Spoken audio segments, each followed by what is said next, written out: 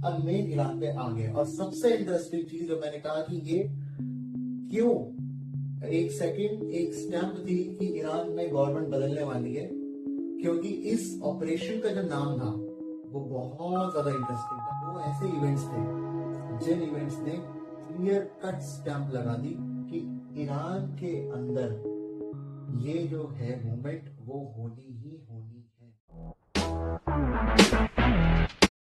और जैसे कि मैंने इनकी मिलिट्री के बारे में कहा, ये चीज कोई ऐसी छुपी नहीं है। ईरान की खुद की लीडरशिप ये जानती है, जब तक उनका न्यूक्लियर या फिर ऐसी कोई डिटरेंस नहीं आती तब तक ये ऐसा किसी भी टाइप का ऑपरेशन इनके साथ हो सकता है। क्योंकि ऐसा ऑपरेशन अमेरिका पहले कर चुका है इराक के अंदर। उन्होंने पूरी, जैसे मैंने शुरू में बताया, सऊदी की सिक्योरिटी गारंटी अमेरिका की है, तो Saudi, UAE, Qatar, Kuwait, Bahrain, Oman, इन सब में यूएस मिलिट्री के बेसिस हैं।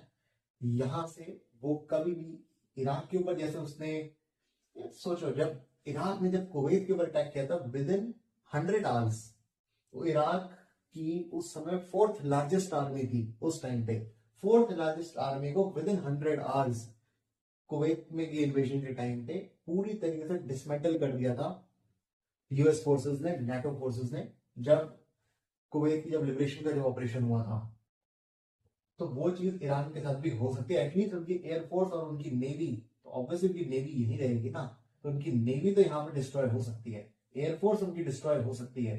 क्योंकि इराकी एयरफोर्स भी जब अटैक हुआ था वो भाग भाग के ईरान की तरफ उन्होंने डिफेक्ट किया था। इराक की एयरफोर्स से काफी एसेट्स ईरान भागे थे, और जो नहीं भाग पा रहे थे, जो इस तरफ के एसेट्स थे, वो यहाँ पे कहीं बीच में इंटरसेप्ट होकर शूट डाउन हो रहे थे। किस्मत की तो निकल के नहीं निकले।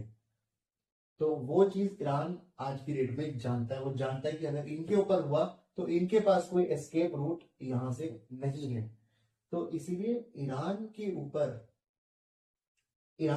काफी प्रेशर है अपने आप को इस समय मेंटेन रखने का, कि वो अपनी हेजेमनी जो भी है, अपनी जो इन्फ्लुएंस है वो मेंटेन रखे, जो कि वो वॉर के बाद खोता गया। जैसे गाजा, लेबनान, सीरिया, ये तीनों उसने खो दिए। इस वॉर के बाद ईरान को नुकसान ही, सेटबैक्स पे सेटबैक्स मिल रहे हैं। यमन में हाउदीज को दबा के रखा हुआ है। तो इसीलिए ईरान के लिए तो काफी बड़ी मुश्किल सिचुएशन है। अब जाके सऊदी से थोड़ी ब्रीदिंग स्पेस मिल रही है, बीच में तो धनाधन बोmbardment करी हुई थी इनके ऊपर। सो उसके बाद अब जरा थोड़ी इंटरेस्टिंग डेवलपमेंट्स में आते हैं कि क्यों ईरान में ये जो होना है, जो आईमैक के थ्रू हमें इतना पता लग गया था कि ईरान में कुछ ना कुछ होना है, उसकी कंफर्मेशन कब लगी? उसकी कंफर्मेशन लगी 2025 में। 2025 के दो ऐसे इवेंट्स थे जिन इवेंट्स ने क्लियर कट स्टैंप लगा दी कि ईरान के अंदर ये जो है मूवमेंट वो होनी ही होनी है। पहली मूवमेंट थी, उसकी मूवमेंट की जो आपको खबर है वो आपको यहां मिलेगी, पेरिस में। जैसे मैंने कहा कि ईरान का जो पहले लास्ट जो ईरानियन प्रेसिडेंट था, सॉरी लास्ट जो ईरानियन इंपीरियल रूलर था, मोहम्मद रेजा पहलवी, रेजा शाह पहलवी उससे पहले का था। मोहम्मद रेजा पहलवी जो था, उसको जब निकाला था तो वो अपने ईरान छोड़ के ऑब्वियसली चले गए थे। उनकी जो मोहम्मद रेजा पहलवी की जो एल्डेस्ट ग्रैंड डॉटर है, यानी कि उनके जो बेटा हो, उनके जो बेटे हो गए, उनकी जो बेटी हो गई, उनकी जो सबसे बड़ी बेटी हो गई पहलवी डायनेस्टी की, ईमान पहलवी आई थिंक उनका नाम है, उनकी शादी शर्मन ब्रैडली नाम के एक अमेरिकन जूइश बिजनेसमैन से हुई। अब सिंस वो एक अमेरिकन जूइश बिजनेसमैन है, उनकी एक बहुत ही मतलब बहुत ही एक नेचुरल उनका एक हेरिटेज, उनकी एक लिंकेज इसराइल से भी है। एंड मोसाद क्या क्या करती है, कैसे कैसे वो कनेक्ट करती है, उस ऑपरेशंस के बारे में मेरे को क्या बताने की जरूरत नहीं है। अगर आप कहेंगे तो उसके बारे में एक सेपरेट वीडियोस उसके लिए भी ले आएंगे। तो ऑब्वियसली उसकी लिंकेज इसराइल से है। तो ईरान की जो पुरानी डायनेस्टी थी, उसकी डायनेस्टी के उस जो फैमिली थी, इंपीरियल फैमिली, उसके अंदर पहली बार एक जूइश बंदे ने एंट्री मार ली। एक जूइश बंदे की एंट्री हो गई ईरानियन रॉयल फैमिली में, ईरानियन इंपीरियल फैमिली में। ये बहुत इंपॉर्टेंट, यहां से मतलब बेसिकली समझ आने लग गया था कि इजरायली की शादी अगर ईरानियन डायनेस्टी से हो रही है तो इंटरनली मतलब हम देखें तो इसराइल का और पहलवी डायनेस्टी का जो एक लिंक है वो एस्टेब्लिश हो गया है और उन्होंने आपस में भी सेटलमेंट पे आ गए हैं।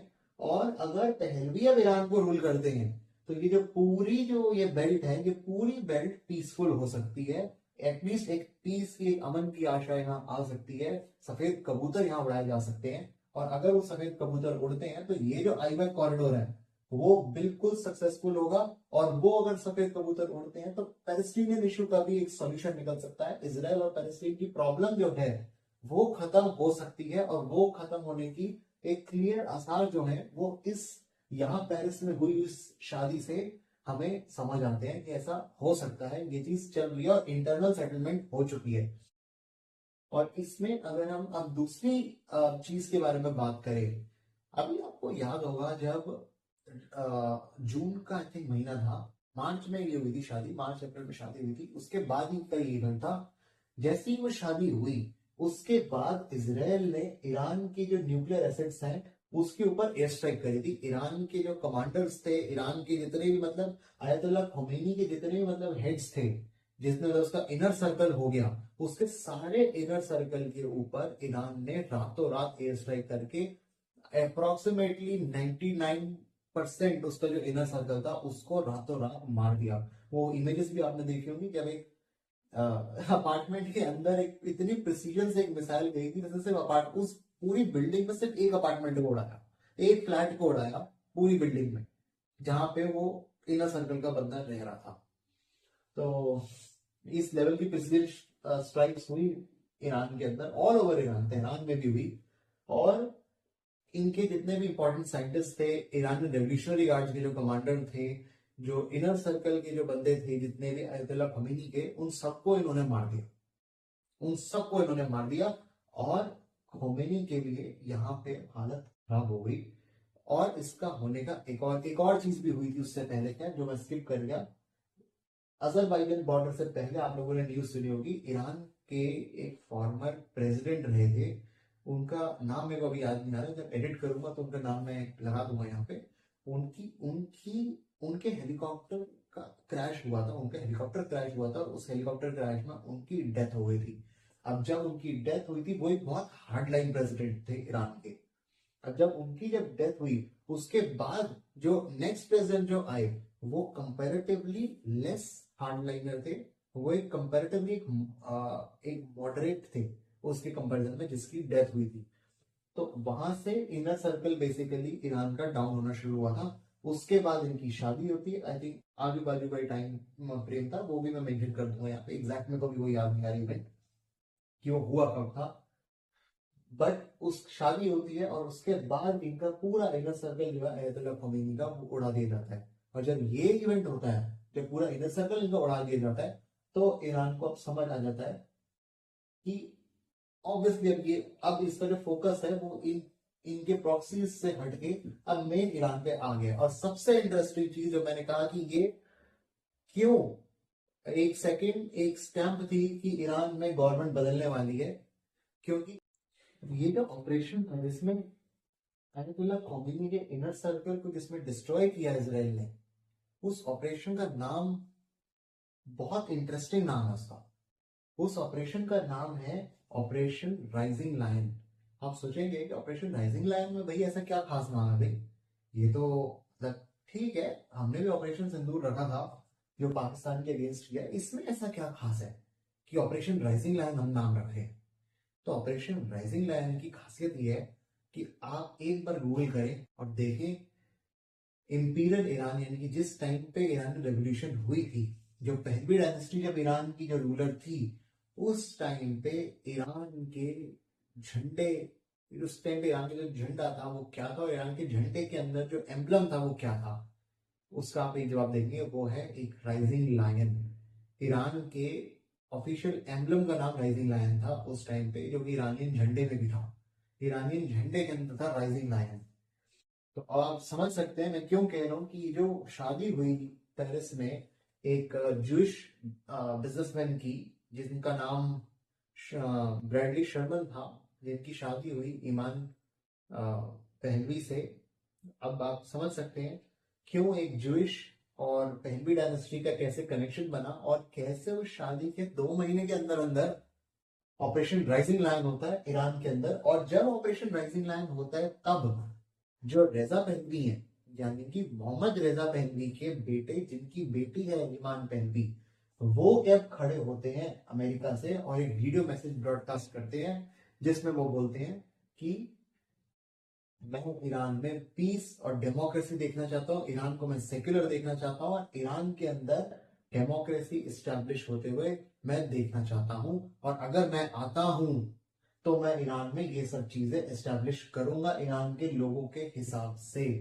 यानी कि रिजा पहलवी ने एक तरीके से एक ऐलान कह दिया कि मैं ईरान में वापस आ रहा हूं। ये सब एक साथ पैरेलल चल रही हैं चीजें, जो कि बाद में इंटरसेक्ट होनी है, अभी तक हुई नहीं है इस पॉइंट तक जिस पॉइंट पर वीडियो बन रही है। ये धीरे धीरे डलेंगी पार्ट्स में। अब क्या पता किस पार्ट के आते आते अगर डल भी गई, हु नोज कि पलट गया। वैसे मेरे को नहीं लगता इतना जल्दी अभी होने वाला है ये, बट हाँ ईरान के ऊपर एक्शन, एक काइनेटिक एक्शन जरूर हो सकता है वीडियो आने से पहले। आज अभी 17 जनवरी है, 17 जनवरी के अभी 9 बजने वाली है जब ये वीडियो शूट हो रही है। मोस्ट लाइकली इस हफ्ते के एंड तक आ ही जाएगी ये वीडियो। हो सकता है तब तक अमेरिका काइनेटिक एक्शन ले इनके ऊपर। अब खैर उस पॉइंट, उस अब हिस्ट्री के उस पॉइंट पर ही पहुंचते हैं जब ऑपरेशन राइजिंग लायन होता है। ऑपरेशन राइजिंग लायन के बाद एक और इंटरेस्टिंग चीज होती है, वो ये है कि उसके बाद अमेरिका ईरान के जितने न्यूक्लियर इंस्टॉलेशन है उसको हिट करता है। अमेरिका न्यूक्लियर ईरान के सारे न्यूक्लियर इंस्टॉलेशन, सारे इंपॉर्टेंट न्यूक्लियर इंस्टॉलेशन को हिट करता है, जिसमें ये कहा जाता है, इट इज एलिज्ड दैट ईरान को ये चीज पता थी और ईरान अपने न्यूक्लियर जो उनका जो सामान था उसको वो साइड कर गया। एंड यही रीजन है कि कह सकते हो कि हाँ ईरान का न्यूक्लियर प्रोग्राम जो भी है वो डिटेल नहीं हुआ। अभी मैं इसीलिए कह सकता हूँ क्योंकि जहां जब आपने न्यूक्लियर इंस्टॉलेशन पे आपने स्ट्राइक करी तो वहां से कोई न्यूक्लियर फॉल आउट नहीं हुआ रेडिएशन का। अगर रेडिएशन फॉल आउट होता तो हम मान सकते थे कि हाँ कुछ न्यूक्लियर से रिलेटेड कोई ना कुछ चीज हुई है। एटलीस्ट एक डाउट क्रिएट हो रहा है कि हाँ न्यूक्लियर से रिलेटेड कुछ हुआ है। जैसे हमें ऑपरेशन, ये तो खैर बहुत बड़ी चीज है यार, हमने उसके न्यूक्लियर इंस्टॉलेशन को हिट किया है। ऑपरेशन सिंदूर में जो हमने हिट की है चीजें, और इस पे एक और चीज पे भी आऊंगा मैं, ऑपरेशन सिंदूर से इसका क्या लिंक है। मतलब ऐसे इतना कोई खास वैसे लिंक नहीं है, बट हाँ सिंदूर में हमें पता लग गया था कि क्या अमेरिका बिल्डअप कर रहा है। क्योंकि जब ऑपरेशन सिंदूर हुआ था तो उस समय पाकिस्तान में और इंडिया में काफी आप देखोगे कि जो रिटायर्ड फोर्सेस के ऑफिसर्स थे उन्होंने स्टेटमेंट दी थी कि पाकिस्तान के कुछ मिलिट्री बेसिस हैं, कुछ एयरफोर्स बेस थे जो अमेरिकन कंट्रोल में थे। अब पाकिस्तान में स्पेशली क्यों, देखिए ईरान का जैसे पड़ोसी है पाकिस्तान। अब ज्योग्राफी, अब मैंने जैसे ही वीडियो की शुरुआत ही मैंने ज्योग्राफी से क्यों करी कि अब आप रिलेट कर सकते हो कि ये चीज जो मैं बोल रहा हूँ उसकी सेंस कैसे बन रही है। क्योंकि जो अमेरिकन बेसिस जो पाकिस्तान में है इसका क्या मतलब है कि पाकिस्तान की साइड से भी तो अटैक हो सकता है। ऐसा थोड़ी ना कि पाकिस्तान की साइड से अटैक नहीं हुआ, ऐसा है भी नहीं कि पाकिस्तान की साइड से अटैक हुआ नहीं। बीच में हुआ था एक टाइम जब यहाँ जो बलूचिस्तान का जो रीजन है यहाँ पे मिसाइल और एयर स्ट्राइक्स एक्सचेंज हुई थी पाकिस्तान और ईरान के बीच में, वो भी इसी टाइम ड्यूरेशन की ही बात थी। तो यहाँ पे अगर हम यहाँ बात करें तो ऑपरेशन सिंदूर के टाइम पे हमें पता लग गया कि अमेरिकन एसेट्स जो है वो पाकिस्तान में एक्टिव हैं और अमेरिकन काफी एयरबेसेस हैं जो उनके पास रहे हैं। एंड शायद यही रीजन हो कि ऑपरेशन सिंदूर हमने हॉल्ट किया हो, बिकॉज ठीक है हमने अमेरिकन इंस्टॉलेशन हिट करी है पाकिस्तान में, मतलब तो क्या पता अमेरिकन किसी बंदे की जान भी गई, we don't know, we don't know. And neither has Pakistan commented anything on this, so it's just a speculation. But हाँ American basis, American American Pakistani basis पे थे, ये चीज है जो हमें बाद में जाके पता लग गई कि हाँ ये चीज तो है बॉस, ये चीज हुई है। क्योंकि उसके बाद जो अफगानिस्तान में स्ट्राइक्स हुई है उसमें भी काफी सारी चीजें ऐसा लगा देखने में कि जो हथियार यूज हुए हैं वो पाकिस्तान यूज नहीं करता, तो ऑब्वियसली वो अमेरिकन हो सकते हैं वो हथियार। तो it is also speculation, but हाँ वीडियोस के थ्रू हमें लग रहा है कि हो सकता है वो अमेरिकन हथियार थे। एंड कोई बड़ी बात नहीं, जो किराना हिल्स में जो हमने हिट किया मे बी वो पाकिस्तान का सामान ना हो, वो अमेरिकन सामान हो। एंड अमेरिकन चीजों को हमने हिट किया किराना हिल्स में, अमेरिकन चीजों को हमने हिट किया ऑपरेशन सिंदूर में। जिसके बाद फिर अगर आप इस चीज को अगर इस एंगल से देखो कि हाँ हमने अमेरिकन हिट करे हैं ऑपरेशन सिंदूर में, may be we knew that these installations or these resources belongs to America, or maybe we did not know that those bases or those installations belongs to America. तो हमने तो देखा हाँ military installation है, war चल रही है, हाँ मार दो, उठा के मिसाइल मार दी, ड्रोन्स मार दिए। बाद में पता लगा अरे यहाँ पे जो सामान था वो तो अमेरिकन था, अरे यहाँ पे जो बंदे बैठे थे वो तो अमेरिकन थे, अरे यहाँ पे जो हैंगर था वो तो अमेरिकन था, वो हमारे पाकिस्तानी था ही नहीं। झंडा पाकिस्तानी था, उसके अलावा सब अमेरिकन था। जैसे कि पाकिस्तान की आदत ही है, खैर ये तो उसमें तो खैर कुछ कोई कर ही नहीं सकता। बट हाँ ये चीज एक बहुत उस वे में अगर आप देखो तो ये काइंड ऑफ सेंस बनाता है क्यों ऑपरेशन सिंदूर के बाद से ही इंडिया और अमेरिका के रिलेशंस भी धीरे धीरे डाउन जाने शुरू हो गए हैं। ऑपरेशन सिंदूर के बाद का ही टाइम है जब अमेरिका ने इंडिया के ऊपर टैरिफ्स की धमकी देनी शुरू करी थी और इंडिया के ऊपर टैरिफ्स लगाए, इंडिया के ऊपर उसने आर्म ट्विस्टिंग करने की कोशिश करी। ये सारी चीज ऑपरेशन सिंदूर के बाद हुई है। और यही और ऑपरेशन सिंदूर के बाद जो सबसे पहली चीज थी वो थी ट्रम्प का इंडिया के अगेंस्ट एक स्टैंड लेना, इंडिया के नैरेटिव के अगेंस्ट स्टैंड लेना। अब वो आप इसलिए भी कह सकते हो क्योंकि जो डैमेज हुई है वो अमेरिकन एसेट्स थे, अमेरिकन रिसोर्सेस थे। कि ऑफ कोर्स F-16s भी अगर हिट हुए हो तो उसमें भी ब्रांडिंग किसकी खराब होनी है, अमेरिकन की होनी है। और हमने तो हमने तो कुछ कहा ही नहीं। मतलब लेटेस्ट अब हमने ये तो नहीं बोला कि क्या क्या हथियार हिट हुए हैं, कैसे कैसे हिट हुए हैं। हाँ बट हाँ F-16s का हमने कहा है हिट हुए हैं। वी नो की चीजें हिट हुई, सब ओपन सोर्स है अभी तक के हिसाब से। तो ओपन सोर्स जितना ओसेंस अकाउंट्स है उनके सबसे तो बहुत चीजें हिट हुई हैं पाकिस्तान में। और वो अमेरिकन भी लग रही, मतलब ऑफकोर्स हथियार अमेरिकन भी थे, हथियार चाइनीज भी थे, बट जो अमेरिकन हथियार थे वो ज्यादा हिट हुए। और मे बी किराना हिल्स में या ऐसी जो हिल्स है चगाई हिल्स पे, जहाँ पे चगाई हिल्स नहीं सॉरी किराना हिल्स पे जो हथियार जो थे वो अमेरिकन थे। किराना हिल्स के इमीडिएट बाद सीज फायर हुआ है, हुन और किराना इसमें हमने हिट किया अमेरिकन को, और उसके बाद इमीडिएट इंडिया को लगा है तो बहुत मेजर कुछ हो सकता है। तो मतलब बेसिकली एस्केलेशन लैडर अब पर्टिकुलर बायलेटरल एस्केलेशन लैडर अब जो है वो मल्टीलेटरल होनी शुरू हो गई है।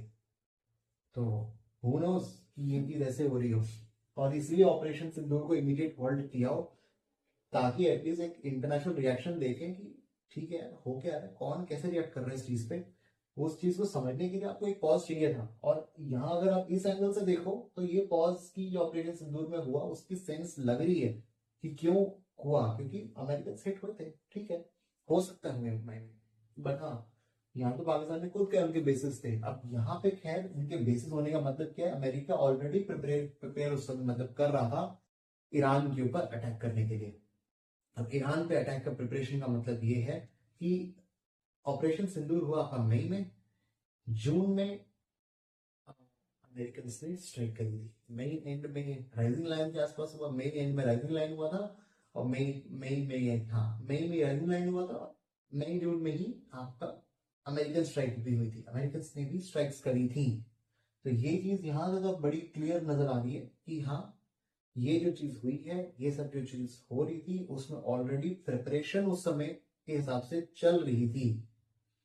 और जैसे मैंने कहा कि ये हो सकता है कि इन सब ऑपरेशंस में जो है अमेरिका अमेरिका और ईरान ने आपस में मतलब एक रखा हो कि हाँ ठीक है हम सिंबॉलिकली हिट कर रहे हैं, बट बेसिकली होता है टेम्पररी कूल डाउन करने के लिए। ईरान को दिखा दिया वो हमने भी हिट कर दिया और अमेरिका ने भी हिट कर दिया, ठीक है हम तुम्हारी चीज इंस्टॉलेशन हिट नहीं करेंगे तुम हमारे बंदे हिट नहीं करोगे। काइंड ऑफ एक वो हो गया ना यहाँ पे कि मिलजुल के मतलब इन्होंने बेसिकली दोनों ने एक दूसरे की फेस सेविंग करके साइड हो गए। बट हाँ रेजा पहलवी उस टाइम पे बहुत एक्टिव थे, राइट। एंड जैसे ऑपरेशन सिंदूर में देखा हमने जो पाकिस्तान था, पाकिस्तान के ऊपर जब ये स्ट्राइक्स हुई थी उस टाइम पे हमने कुछ प्लेन्स देखे थे जो बोरॉन को कैरी करते हैं, जो रेडिएशन को डिटेक्ट करने वाले प्लेन थे, जो कि एक डाउट क्रिएट करते क्या रेडिएशन लीक हुई थी क्या रेडिएशन लीक नहीं हुई थी, वो तो एक सेकेंडरी चीज है, चलो हुई हो ना हुई हो। बट ईरान के अगेंस्ट हुई हुई स्ट्राइक्स में हमने कोई भी ऐसा प्लेन नहीं देखा जो ये दिखा रहा हो कि हाँ अरे वहां लीकेज होने के एटलीस्ट एक डाउट, एक परसेप्शन क्रिएट हो रही हो कि हाँ क्या लीकेज हुई हो या क्या लीकेज नहीं हुई हो। वो परसेप्शन हमें ईरान की उसमें टाइप में दिखा भी नहीं था, ईरान के जो ऊपर जो हुआ था। तो वो चीज जो थी, उस चीज में हम जरूर कह सकते हैं कि हाँ हो सकता है कि ये इन दोनों ने मतलब एक मिलके एक ऑपरेशन किया हो। इन्होंने अ, साथ में बेसिकली एक दूसरे की फेस सेविंग की कोशिश करी हो। क्योंकि देखो मेन ऑपरेशन जो था वो तो हो गया ना आपका। आपने ईरान की जो टॉप लीडरशिप थी, खोमेनी की जो इनर सर्कल था वो तो खत्म हो गया, राइजिंग लाइन हो गया आपका। राइजिंग लाइन होने का मतलब ही यही है कि 50% आपने वहां की गवर्नमेंट जो है वो आपने शिफ्ट कर दी। 50% तो आपने गेम ओवर कर दिया, 50 से ऊपर ही कर दी। खोमेनी अकेला कब तक संभालेगा। ठीक है उसके लॉयलिस्ट आज भी हैं, उसके लॉयलिस्ट बहुत हैं, ऐसी बात भी नहीं है। बट तभी मैं इसको 50% कह रहा हूँ। बट वैसे देखो तो इनर सर्कल तो आपने उड़ा गया, दोबारा इनर सर्कल बनाना भी एक अपने आप में टास्क है। ईरान के अंदर या ईरान के किसी के भी, किसी पर्सनली भी, किसी के भी अपना एक बार इनर सर्कल खत्म हो जाए तो दोबारा बनाना एक टास्क होता है। तो वो चीज, वो भी इस प्रेशर में कि आपके ऊपर कभी भी एक एक्शन हो सकता है, काइनेटिक एक्शन हो सकता है। तो इट्स अ बिग थिंग।